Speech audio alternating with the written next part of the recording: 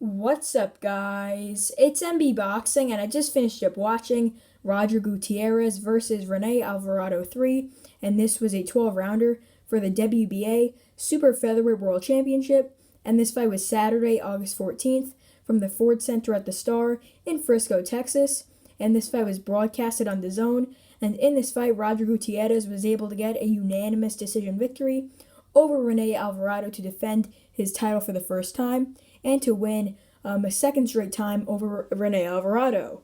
I personally had the bout scored 115 to 113 in favor of Rene Alvarado, and the judges scored the bout 116 to 112 twice and 115 to 113 in favor of Roger Gutierrez. And I'm not going to complain that they had the scores wrong because I could see how all those judges had those scores because there was a lot of swing rounds. This was a competitive fight, and either man could have won.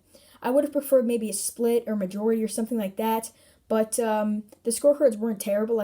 As I mentioned before, I could see how the judges could have scored it that way. But comment down below your thoughts on this fight and how you scored that, because I'm very interested to see a possible variety of scorecards because of how close and competitive this fight was.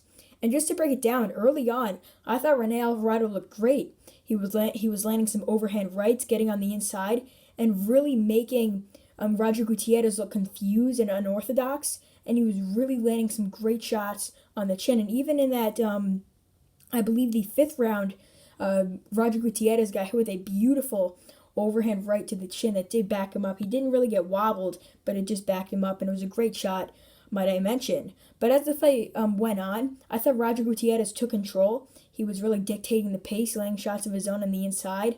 And I think this was a very, very good fight. It wasn't as exciting as their second fight, where there was 3 knockdowns scored, and it was a really, really good fight with both fighters exchanging. It was really a war. But this one was more of a tactical bout, in my opinion. Both fighters knew about each other's power, about how each other fought, and it really turned into a beautiful fight, in my opinion.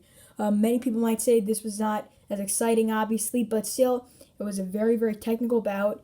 Not as exciting, but still, in my eyes, a very good fight. In the first fight, Gutierrez got stopped by Alvarado. The second fight, Gutierrez wins by unanimous decision. Now the third fight, Gutierrez squashes all of that by going ahead 2-1 in their trilogy, and I guess that ends it. So with that being said, what is next for Roger Gutierrez? I do have a list of some fighters he could face listed in the WBA.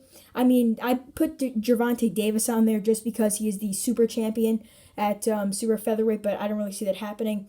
And I also put the interim champion Chris Colbert on there, but I also don't see that happening as well. I mean, he could face Joe Cordina. He's ranked, I believe, 12 by the WBA, and he just got a good victory today. He could face Xavier Martinez, although he's with Showtime.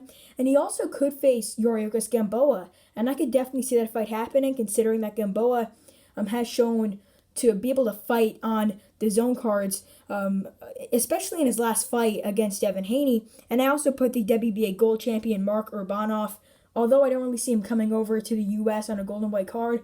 I mean, it's definitely possible, but not really likely.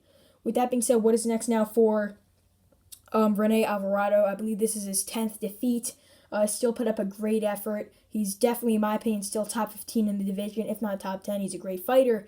I don't really know what's next for him. I think he's going to face someone at the level that his brother fought today, Felix Alvarado. He fought an unknown opponent, and I think he's going to fight someone at that level, but in his weight class. Obviously, Felix Alvarado's at, I believe, light flyweight, and Rene is obviously at super featherweight. So I think he's going to face someone at that level, like someone in the top 100, top 50, somewhere around there. Not a great opponent, but just a good comeback victory before he faces someone else in like the top 10, maybe top 15, or even the top 20.